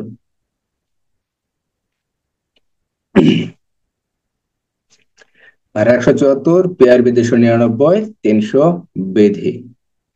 ধারা 175 অপমৃত্যু সম্পর্কে যে ব্যক্তিগণ জানেন বা যারা জানেন বা পরিচিত আছেন অপমৃত্যু সম্পর্কে তাদের সাক্ষী গ্রহণ করার জন্য তলব করা যায়। ধারা 175। ধারা 176 ম্যাজিস্ট্রেট কর্তৃক মৃত্যুর কারণ সম্পর্কে অনুসন্ধান। ধারা 176-এর 1। ধারা 176-এর 2 কবর থেকে লাশ উত্তোলন, পিআরবি 302 এর খবেদি। কবর থেকে লাশ উত্তোলন কি মৃত্যুর কারণ সম্পর্কে জানার জন্য ম্যাজিস্ট্রেট কর্তৃক অনুসন্ধান ফৌজদারি কার্যবিধান ধারা 176-এর 1, পিআরবি 302 এর খবেদি। আর মৃত্যুর কারণ জানার জন্য কবর থেকে লাশ উত্তোলন পিআরবি 303 বিধি, পিআরবি 303 বিধি। ফৌজদারি কার্যবিধি আইনের ধারা 176-এর 2। ধারা 177-এ বলা হয়েছে অনুসন্ধান বা বিচারের স্থান অর্থাৎ অপরাধটা যেখানে হবে সেই এখতিয়ারধীন এলাকার ম্যাজিস্ট্রেট অপরাধটি বিচারার্থে গ্রহণ করতে পারবেন, আমলে নিতে পারবেন এবং অপরাধের বিচার করতে পারবেন। ধারা 177। ধারা 182-তে বলা হয়েছে অপরাধের স্থল যদি একাধিক হয় তাহলে যে কোনো একটি আদালতে তার বিচার কার্যক্রম সম্পন্ন করা যাবে। ধারা 188-তে বলা হয়েছে অপরাধটি যদি দেশের বাহিরে হয় তাহলে সেই অপরাধের বিচার দেশে করা যাবে, অথবা অপরাধটি যদি দেশের রেজিস্ট্রিকৃত কোনো জাহাজ অথবা উড়োজাহাজে হয় তাহলে সেই অপরাধের বিচার দেশে করা যাবে, কিন্তু এক্ষেত্রে বিচারের ক্ষেত্রে সরকারের অনুমোদন ব্যতীত এই অপরাধের বিচার করা যাবে না। ধারা 188। ধারা 190-তে বলা হয়েছে অপরাধ আমলে নেওয়া। ধারা 191-তে বলা হয়েছে অপরাধ হস্তান্তর করা যাবে বিচারার্থে অন্য কোনো ম্যাজিস্ট্রেটের নিকট বা আদালতের নিকট অপরাধ হস্তান্তর করা যাবে যদি আসামি বা অপরাধী ব্যক্তি যদি হস্তান্তর করার জন্য আবেদন করেন। ধারা 192-তে বলা হয়েছে ম্যাজিস্ট্রেট কর্তৃক অপরাধ স্বেচ্ছায় হস্তান্তর। ধারা 196-তে বলা হয়েছে রাষ্ট্রদ্রোহমূলক যদি কোনো ব্যক্তি অপরাধ করেন তাহলে সেই অপরাধের বিচার করা যাবে, কিন্তু সরকারের অনুমোদন ব্যতীত ওই অপরাধ আমলে নেওয়া যাবে না। ধারা 196। ধারা 199-তে বলা হয়েছে মহিলা সংক্রান্ত যে অপরাধ আছে সেই অপরাধের বিচার ব্যবস্থা বা অভিযোগ নেওয়া, অভিযোগ গঠন। ধারা 205-এর ঘটা গুরুত্বপূর্ণ, প্রায় প্রশ্ন আছে। পুলিশি মামলা এবং নালিশি মামলা কাকে বলে, বা পুলিশি মামলা এবং নালিশি মামলা যদি কোনো অপরাধের হয় সেই অপরাধের তদন্ত প্রক্রিয়া কি বা বিচার ব্যবস্থা কি বা বিচার প্রক্রিয়া কি বর্ণনা করেন। যদি কখনো পুলিশি মামলা এবং নালিশি মামলা একসাথে হয় তাহলে পুলিশি মামলা চলমান থাকবে এবং নালিশি মামলা অর্থাৎ ম্যাজিস্ট্রেট বরাবর যে অপরাধে ম্যাজিস্ট্রেট বরাবর যে নালিশটি করা হয় সেই নালিশির কার্যক্রম কি ওই স্থগিত করতে হবেন। স্থগিত কে করবেন? ম্যাজিস্ট্রেট করবেন। ম্যাজিস্ট্রেট যখন স্থগিত করবেন, স্থগিত করার পর তিনি পুলিশি মামলার যে তদন্ত কার্যক্রম থাকবেন সে তদন্ত সম্বলিত যে কার্যক্রম থাকবে সে তদন্ত প্রক্রিয়া বা তদন্তের কাগজপত্র কি করতে পারেন? ম্যাজিস্ট্রেট চাইতে পারেন। ম্যাজিস্ট্রেট তদন্ত কাগজপত্র যখন পাবেন, তদন্তের কাগজপত্র পাওয়ার পর তিনি কি করবেন? তিনি দেখবেন নালিশি মামলা এবং পুলিশি মামলার যে অপরাধী আছে সেই অপরাধী যদি এক না হয় তাহলে তিনি নালিশি মামলা তিনি কি করবেন? পুনরায় চালু করবেন এবং পুলিশি মামলা তিনি স্থগিত করবেন। স্থগিত করে নালিশি মামলার যে কার্যক্রম আছে অথবা দুইটি মামলায় কি করবেন? একত্রে বিচার কার্যক্রম সম্পন্ন করবেন। ধারা 205-এর ঘ বিধি। ধারা 205-এর ঘ। 205-এর ঘর পরে কত হয়েছিল? 227। 337 না হ্যাঁ, 227। 227। 227-এ কি আছে মনে আছে? চার্জ গঠন, নতুন করে চার্জ গঠন করা যাবে বা নতুন করে অভিযোগ নেওয়া যাবে। ধারা 227। তারপর ধারা 234-এ বলা হয়েছে একই অপরাধ যদি কোনো ব্যক্তি একটা বছরের ভিতরে একই অপরাধ যদি 3টি অপরাধ করে, একই একই ধরনের যদি 3টি অপরাধ করে 1 বছরে, তাহলে ওই অপরাধের জন্য একটি চার্জ গঠন করা যাবে। ধারা 234। ধারা 239-এ বলা হয়েছে যদি অপরাধী ব্যক্তি একাধিক হয় সেক্ষেত্রে একাধিক অপরাধী ব্যক্তিকে নিয়ে একটি অভিযোগ গঠন করা যাবে এবং তার বিচার করা যাবে। ধারা 239। ধারা 243-এ বলা হয়েছে অভিযোগের সত্যতা যদি স্বীকার করে অপরাধী ব্যক্তি তাহলে অভিযোগের সত্যতা স্বীকার করার পর সেই অপরাধের বিচার করা যাবে এবং সেই ব্যক্তিকে দণ্ডিত করা যাবে। ধারা 243। ধারা 247-এ বলা হয়েছে ফরিয়াদি যদি অনুপস্থিত থাকে অর্থাৎ বিচারকালে যদি ফরিয়াদি অনুপস্থিত থাকে তাহলে অপরাধী ব্যক্তিকে কি করা যাবে? খালাস প্রদান করা যাবে। ধারা 247। এবার ধারা 337। ধারা 337। ধারা 337-এ কি বলা হয়েছে? অপরাধীকে ক্ষমার প্রস্তাব কে দিতে পারবেন? ম্যাজিস্ট্রেট দিতে পারবেন। কোন ম্যাজিস্ট্রেট? দায়রা আদালত।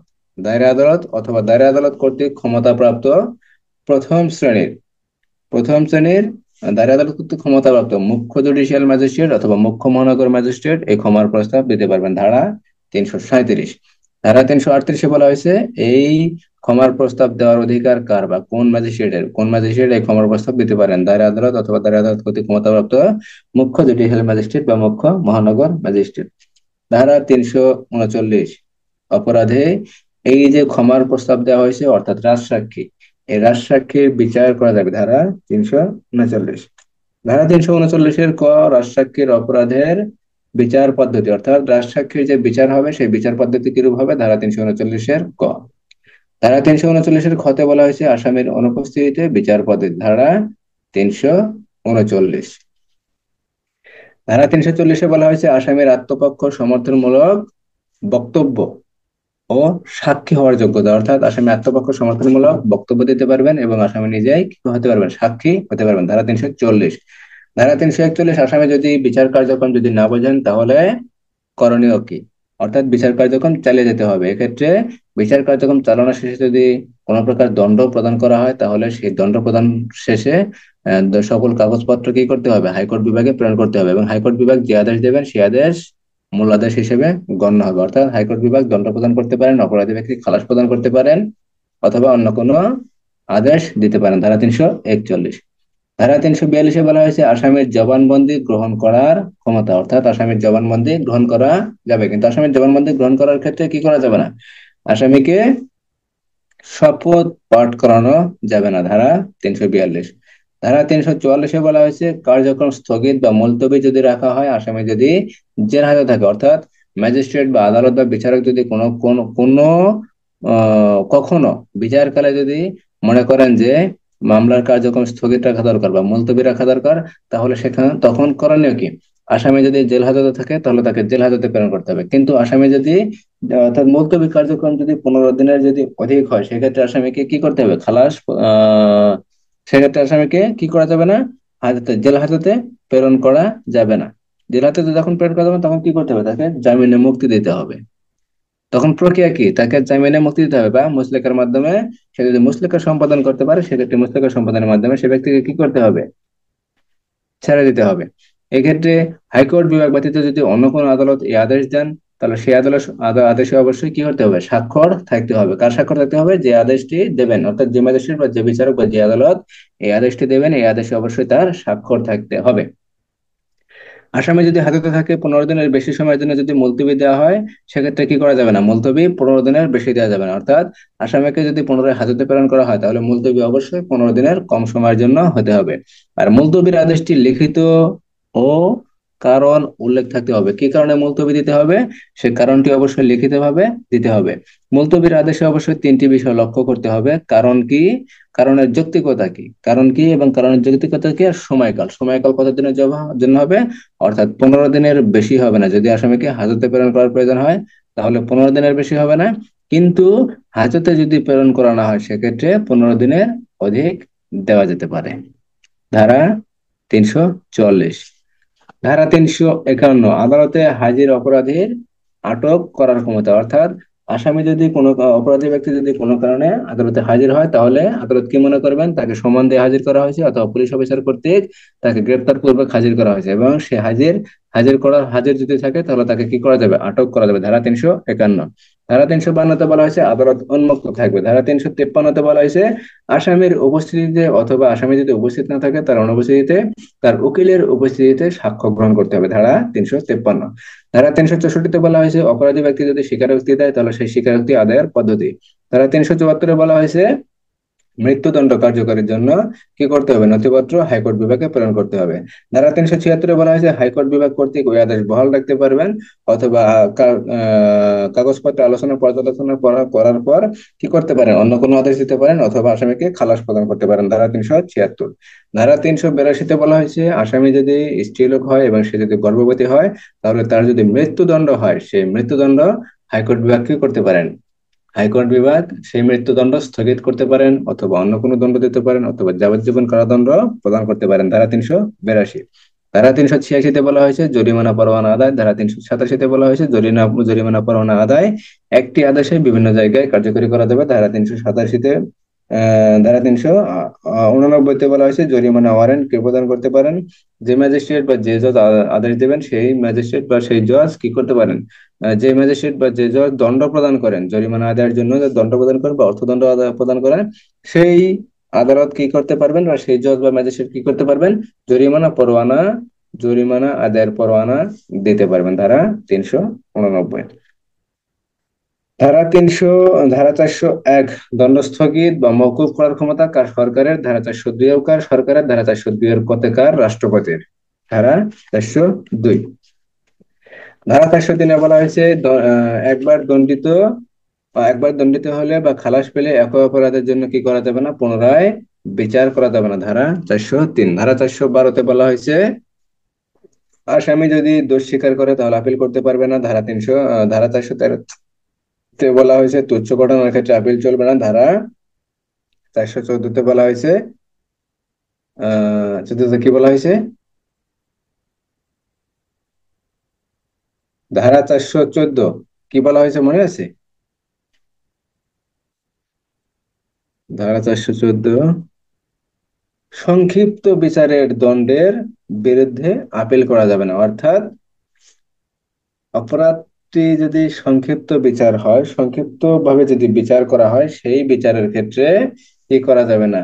আর সেই বিচারে যদি কত কি বলছে, সংক্ষিপ্ত বিচারের ক্ষেত্রে ক্ষমতাবান কোনো ম্যাজিস্ট্রেট অনধিক 200 টাকা, অর্থাৎ 200 টাকার অধিক হবে না, 200 টাকার নিম্নে যদি হয়, এরূপ যদি কোনো জরিমানা করেন তাহলে সেই জরিমানার বিরুদ্ধে বা সেই দণ্ডের বিরুদ্ধে কি করা যাবে না? আপিল করা যাবে না। ধারা 414।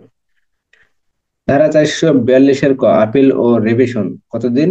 90 দিনের ভিতরে করতে হবে। এবং এই কার্যক্রম, এই ধারার যে কার্যক্রম থাকবে তা নির্ধারণের জন্য শুধুমাত্র কর্মদিবস গণনা করতে হবে, অর্থাৎ 90 কার্য দিবস। 90 কার্য দিবস।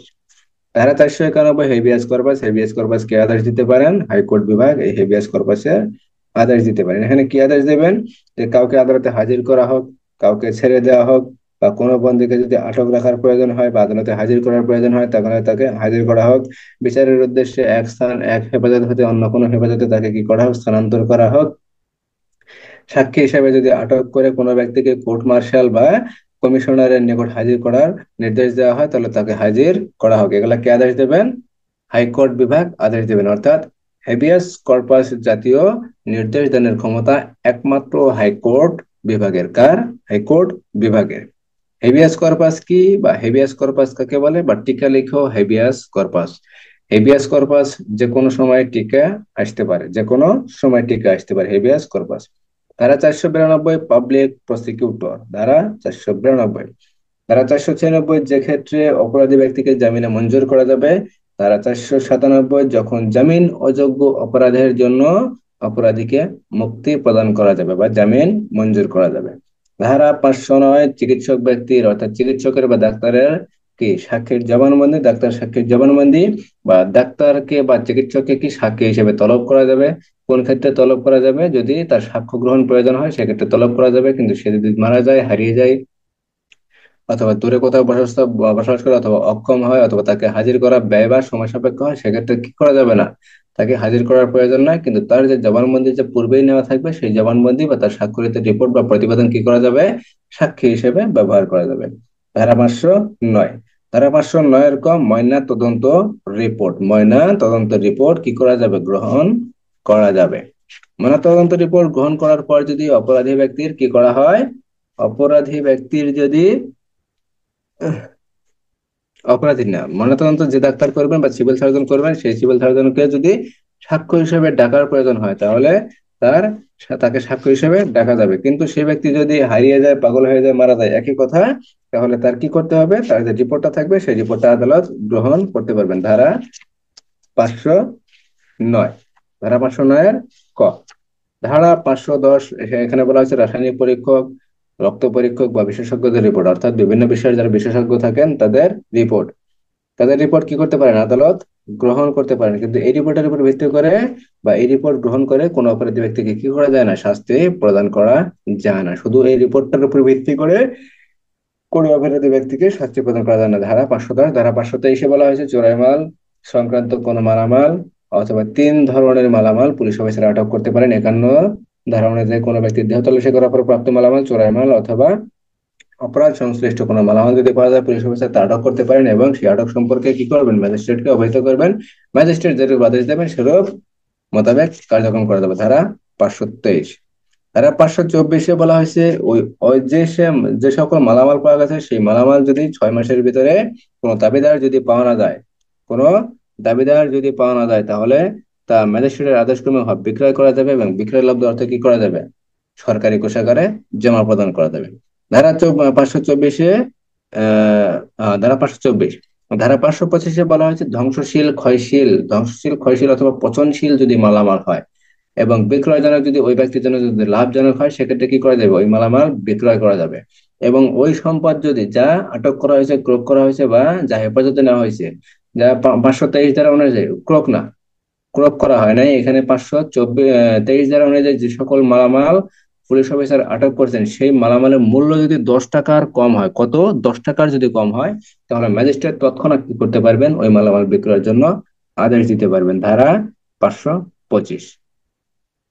ধারা 550, আজকের যে পড়া পড়ছি, ধারা 550 একই কথা। 523 ধারা অনুযায়ী যে মালামাল অর্থাৎ চোরাই মাল সংক্রান্ত যে কোনো মালামাল পুলিশ অফিসার আটক করতে পারেন বা সিজ করতে পারেন। এই সিজ সংক্রান্ত যদি থানার ভারপ্রাপ্ত কর্মকর্তা ব্যতীত অন্য কোনো অফিসার যদি করা হয়, তাহলে তিনি অবশ্যই সঙ্গে সঙ্গে থানার ভারপ্রাপ্ত কর্মকর্তাকে অবহিত করবেন। ধারা 550। ধারা 551, এসপি ইন্সপেক্টরের ক্ষমতা প্রয়োগ করতে পারবেন। ধারা 561, ধর্ষণ সংক্রান্ত যদি কোনো অপরাধ হয়, সেই অপরাধটি যদি স্বামী কর্তৃক স্ত্রী ধর্ষণ হয়, সেক্ষেত্রে সেই অপরাধের আমলে নিতে পারবেন। কে নিতে পারবেন? আমাদের দায়রা আদালত, মুখ্য মহানগর ম্যাজিস্ট্রেট অথবা মুখ্য জুডিশিয়াল ম্যাজিস্ট্রেট ব্যতীত অপর কোনো ম্যাজিস্ট্রেট এই অপরাধ আমলে নেবেন না অথবা এই অপরাধ বিচারার্থে আসামিকে কি করবেন না? প্রেরণ করবেন না। ধারা 561। ধারা 561। 561 বলা হয়েছে এখানে যে পুলিশ অফিসার তদন্তের জন্য আদেশপ্রাপ্ত হবেন, সেই পুলিশ অফিসার অবশ্যই ইন্সপেক্টর পদের নিম্নের কোনো অফিসার হবেন না। অর্থাৎ সর্বনিম্ন একজন ইন্সপেক্টর পদের অফিসার স্বামী কর্তৃক স্ত্রী ধর্ষণের অপরাধ তিনি তদন্ত করবেন। ধারা 561। ধারা 565 বলা হয়েছে যদি কোনো ব্যক্তি দণ্ডবিধি আইনের 215 ধারা, 489 ক, খ, গ, ঘ ধারা এবং 12তম এবং 17তম অধ্যায়ের কোনো অপরাধ করার পর যদি 3 বছরের জন্য কারাদণ্ড প্রাপ্ত হন এবং কারাদণ্ড প্রাপ্ত হওয়ার পর যদি পুনরায় কারাদণ্ড প্রাপ্ত হন অথবা দণ্ডিত হওয়ার পর যদি পুনরায় আবার ওই ব্যক্তি দণ্ডবিধি আইনের ওই অপরাধগুলো অর্থাৎ 215, 489 ক, খ, গ, ঘ এবং 12 এবং 17তম অধ্যায়ের অপরাধগুলো যদি পুনরায় করেন, তাহলে ওই ব্যক্তিকে কি করা যাবে? যাবজ্জীবন কারাদণ্ড প্রদান করা যাবে অথবা অন্য কোনো দণ্ডে দণ্ডিত করা যাবে। সেক্ষেত্রে অন্য কোনো দণ্ডে যদি দণ্ডিত করা হয়, তাহলে ওই ব্যক্তিকে আরো একটি আদেশ দেওয়া যেতে পারে যে আপনি অনধিক 5 বছর, 1 বছর, 2 বছর, 3 বছর, 4 বছর অথবা 5 বছরের জন্য আপনি আপনার বাড়ি থেকে বের হবেন না, অন্য কোনো জায়গায় বাসা পরিবর্তন করবেন না অথবা আপনি বাড়িতে অনুপস্থিত থাকবেন না। ধারা 565 দুই বলা হয়েছে ওই ব্যক্তি যদি এই দণ্ডের বিরুদ্ধে বা আদেশের বিরুদ্ধে যদি আপিল করেন এবং আপিল করার সাথে সাথে দণ্ড বাতিল হয়, তাহলে তার আদেশটি 5 বছরের জন্য, যে 1 বছর, 2 বছর, 3 বছর বা 4 বছর বা 5 বছর, যে কয় বছরের জন্য আদেশটি দেওয়া হবে না কেন, সেই আদেশটি বাতিল বলে গণ্য হবে। ধারা 565 565 বলা হয়েছে দণ্ড পাওয়ার পর যদি ওই ব্যক্তি মুক্তির যে শর্ত থাকবে সেই শর্ত যদি লঙ্ঘন করে, তাহলে ওই ব্যক্তিকে পুলিশ অফিসার পুনরায় গ্রেপ্তার করতে পারবেন। ধারা 565 ধারা 565 তাহলে ধারা 1 থেকে ধারা 565 কারো বুঝতে কোনো সমস্যা আছে?